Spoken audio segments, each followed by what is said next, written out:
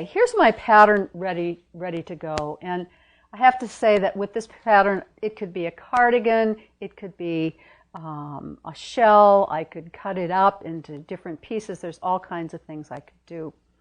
The fabric I'm going to use I've laid out for the front and the back, and I've been very careful to make sure that my knit is on grain. So whether I'm using it on lengthwise or crosswise, I do try to follow the grain line. That's important.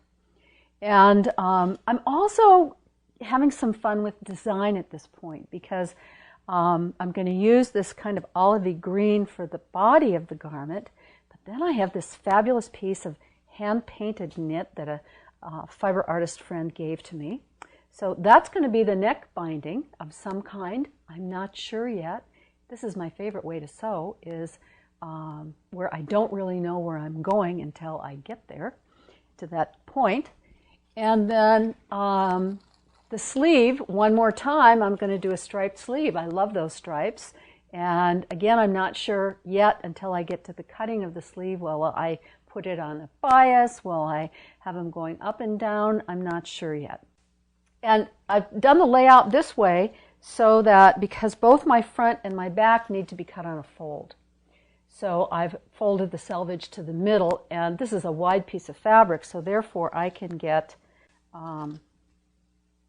both pieces out of one length of fabric. So when I pin, I'm feeling to make sure I've got two layers because my edge isn't really straight. And what I like to do with pinning is to start pinning along the fold. This is kind of home ec 101. I could be using weights if I wanted to.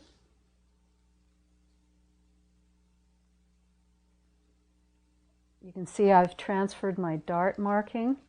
And the next thing I'm going to do, remember back in the fitting that this was a little bit tight? This is my reminder that I am going to not cut here. And I'm going to grab some chalk, and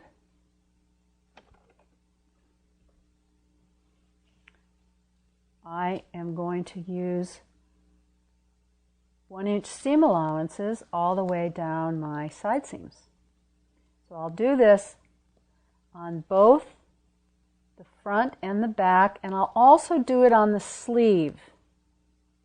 But obviously I'm not going to add an inch when I go to cut the sleeve out. I'll just add it at the underarm and then taper away to nothing. And I probably am not going to need all of that, but that is just in case. I do all my cutting with a rotary cutter. I use the rotary cutter like it was an extension of my hand. I'm really careful using it. Haven't cut myself yet.